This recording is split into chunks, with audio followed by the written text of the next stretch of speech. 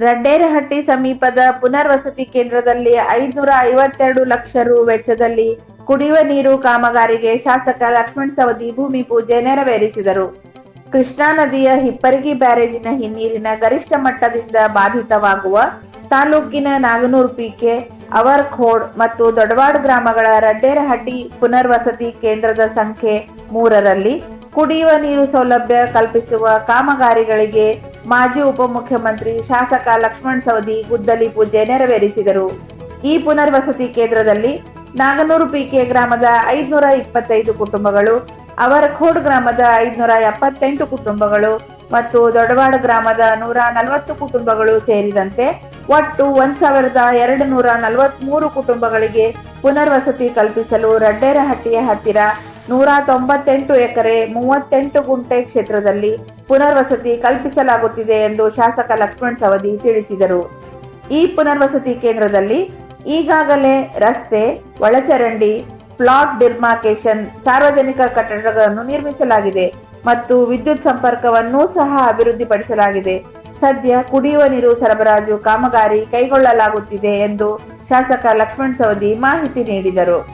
274 ಲಕ್ಷ ರು ವೆಚ್ಚದ ಅನುದಾನದಲ್ಲಿ ನಾಗನೂರು ಪಿಕೆ ಗ್ರಾಮದ ನೀರು ಸರಬರಾಜು ಕಾಮಗಾರಿಯನ್ನು ಸಿಂದಗಿಯ ಪ್ರಥಮ ದರ್ಜೆ ಗುತ್ತಿಗೆದಾರ ನಿಂಗನಗೌಡ ಬಿರಾದಾರ್, 118 ಲಕ್ಷ ರು ವೆಚ್ಚದಲ್ಲಿ ದೊಡವಾಡ ಗ್ರಾಮದ ನೀರು ಸರಬರಾಜು ಕಾಮಗಾರಿಯನ್ನು ಘಟಪ್ರಭಾದ ಪ್ರಥಮ ದರ್ಜೆ ಗುತ್ತಿಗೆದಾರ ವೀರೇಶ್ ಮಟಗಾರ್ ಮತ್ತು 164 ಲಕ್ಷ ರು ವೆಚ್ಚದಲ್ಲಿ ಅವರಖೋಡ್ ಗ್ರಾಮದ ನೀರು ಸರಬರಾಜು ಕಾಮಗಾರಿಯನ್ನು ಸಾವಳಗಿಯ ಪ್ರಥಮ ದರ್ಜೆ ಗುತ್ತಿಗೆದಾರ ಶೀತಲ್ ಜಮಖಂಡಿ ನಿರ್ವಹಿಸಲಿದ್ದಾರೆ. ಈ ಸಂದರ್ಭದಲ್ಲಿ ಆರ್ ವಿಭಾಗದ ಎಕ್ಸಿಕ್ಯೂಟಿವ್ ಇಂಜಿನಿಯರ್ ಸಿದ್ದು ಬಾಲಾಂಡ್ಗೆ, assistant executive engineer Pradeep Patil, assistant engineer Riyaz Jagadale ಸೇರಿದಂತೆ ನಾಗನೂರು ಪಿಕೆ, ಅವರಖೋಡ್ ಮತ್ತು ದೊಡವಾಡ ಗ್ರಾಮಗಳ ಗ್ರಾಮಸ್ಥರು, ಗುತ್ತಿಗೆದಾರರು, ನೀರಾವರಿ ಇಲಾಖೆ ಅಧಿಕಾರಿಗಳು ಸೇರಿದಂತೆ ಅನೇಕರು ಉಪಸ್ಥಿತರಿದ್ದರು.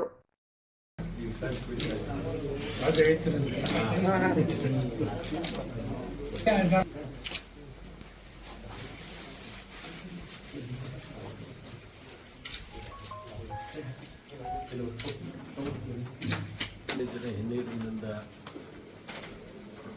ಬಾಧಿತ ಆಗಿರ್ತಕ್ಕಂಥ ಪ್ರದೇಶಗಳಲ್ಲಿ ಜನವಾಡು, ಮೈಸೂರು, ಮಲ್ಲೇಶ್ವರ 3 ಹಳ್ಳಿಗಳಿಗೆ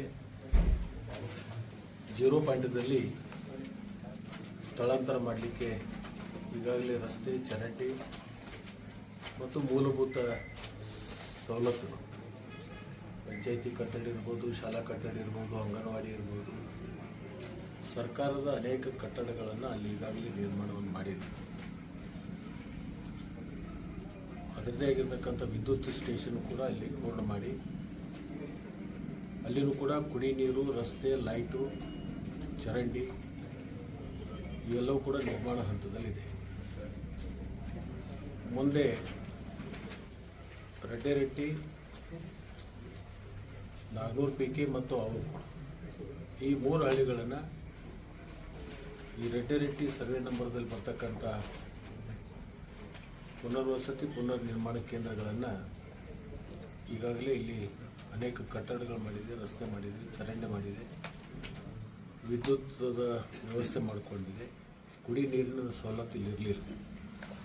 ಅದಕ್ಕೋಸ್ಕರ ಅನೇಕ ಜನರಿಗೆ ಹಕ್ಕುಪತ್ರಗಳನ್ನು ಕೊಟ್ಟರೂ ಕೂಡ ಇಲ್ಲಿ ಬರ್ತಕ್ಕಂಥ ಒಂದು ಸನ್ನಿವೇಶ ಇರಲಿಲ್ಲ. ಯಾಕಂದರೆ ಮೂಲಭೂತವಾಗಿ ಕುಡಿ ನೀರಿನ ವ್ಯವಸ್ಥೆ ಆಗಬೇಕಾಗುತ್ತೆ.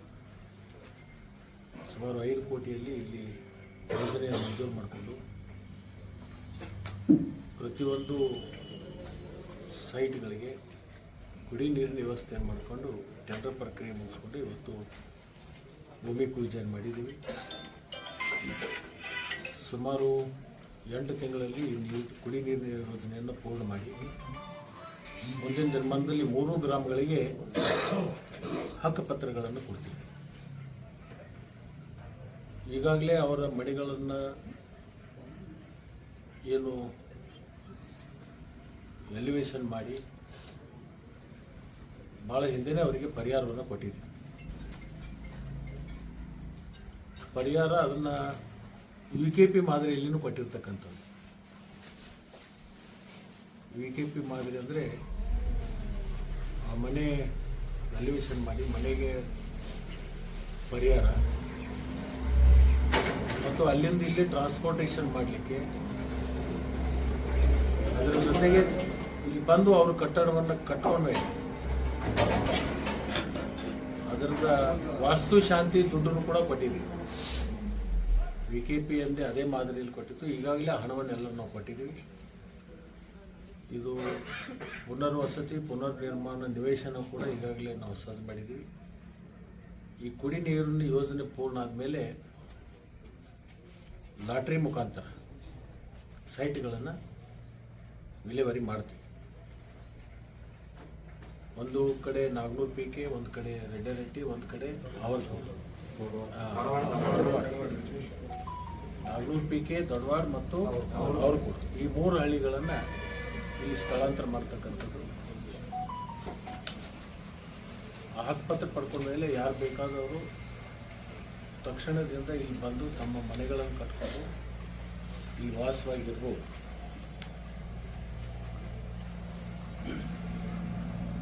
ಕೃಷ್ಣಾ ನದಿ ಮಹಾಪೂರ್ ಬಂದಂಥ ಸಂದರ್ಭದಲ್ಲಿ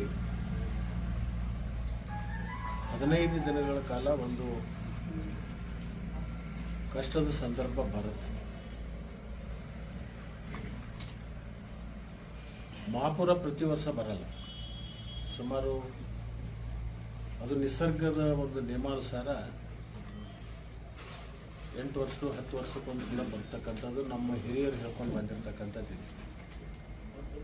ಪ್ರತಿ ವರ್ಷ ಮುಳುಗಡೆಯಾಗಿ ಪ್ರತಿ ವರ್ಷ ಅಲ್ಲಿಂದ ಇಲ್ಲಿ ಬರ್ತಕ್ಕಂಥದ್ದು ಕೂಡ ಭಾಳಷ್ಟು ಕಡಿಮೆ ಸಂಖ್ಯೆ ಇರೋದರಿಂದ ಒಂದು ಸರ್ಕಾರದ ತನ್ನ ಜವಾಬ್ದಾರಿಯನ್ನು ಪೂರ್ಣ ಮಾಡ್ಕೊಳ್ಳೋಕ್ಕೋಸ್ಕರ ಈ ಪುನರ್ವಸತಿ ಪುನರ್ನಿರ್ಮಾಣ ಮಾಡಿ ಈ 3 ಹಳ್ಳಿಗಳನ್ನು ಮತ್ತು ಆ ಕಡೆ ಇರ್ತಕ್ಕಂಥ 3 ಹಳ್ಳಿಗಳನ್ನು ಮತ್ತು ಭಾಗಶಃ ಸತ್ತಿ ಅಲ್ಲಿನೂ ಕೂಡ ಪುನರ್ವಸತಿ ಕೇಂದ್ರಗಳನ್ನು ಮಾಡಿದೆ.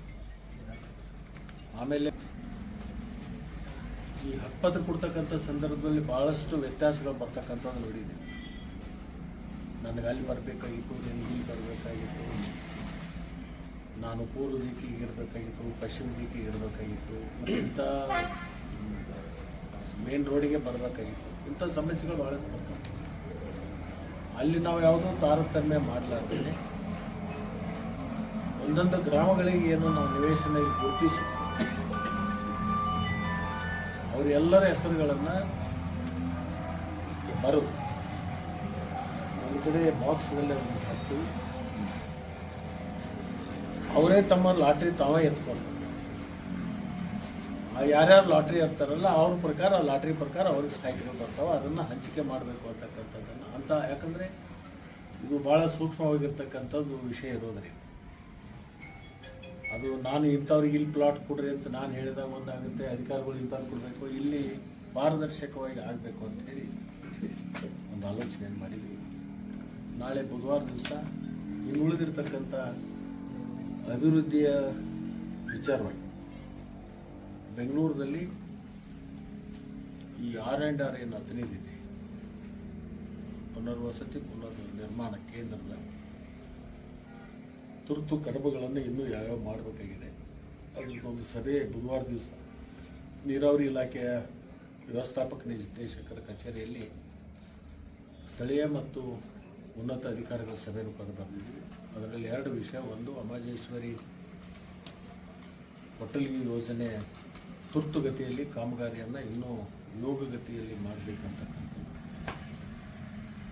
ಈ R&Rಗಳ ಪೂರ್ಣ ಮಾಡ್ತಕ್ಕಂಥದ್ದು ಮತ್ತು ಇನ್ನುಳಿದಿರ್ತಕ್ಕಂಥ ಹಳ್ಳಿಗಳಿಗೆ ಪುನರ್ವಸತಿ ಪುನರ್ನಿರ್ಮಾಣ ಮಾಡ್ತಕ್ಕಂಥದ್ದು. ಅನೇಕ ಕಡೆ ನಮಗೆ ಜಮೀನದ ಲಭ್ಯತೆ ಇಲ್ಲದೇ ಇರೋದ್ರಿಂದ ದರೂರು, ಇಂಗಳಗಾಂವ್, ತೀರ್ಥ, ಸಬ್ಸಾಗರ, ಕೋಟ್ಕಪ್ಪ, ಶೇಹುಣಸಿ, ಹುಲಗಬಾಳಿ ಈ ಹಳ್ಳಿಗಳಿಗೆ ನಾವಿನ್ನೂ ಪುನರ್ವಸತಿ ಪುನರ್ನಿರ್ಮಾಣ ಮಾಡಬೇಕಾಗಿದೆ.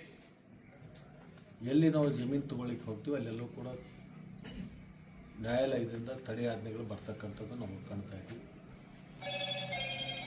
ಯಾರೂ ರೈತರು ಕೂಡ ಜಮೀನನ್ನು ಕೊಡಲಿಕ್ಕೆ ಮುಂದೆ ಬರ್ತಾ ಇಲ್ಲ. ಅದಕ್ಕೆ ಮುಂದೆ ಏನು ಮಾಡಬೇಕು?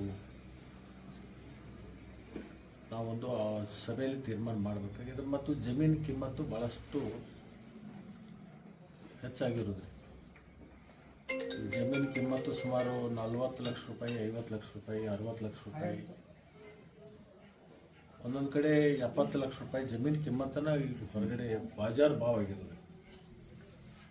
ನಮ್ಮಲ್ಲಿರೋದು ಸಬ್ ರಿಜಿಸ್ಟರ್ ವ್ಯಾಲ್ಯೂಯೇಷನ್ ಅನ್ನೋದು ಸರ್ಕಾರ ನಿಯಮಾವಳಿ ಪ್ರಕಾರ 3 ಪಟ್ಟು ಕೊಡ್ತಾರೆ.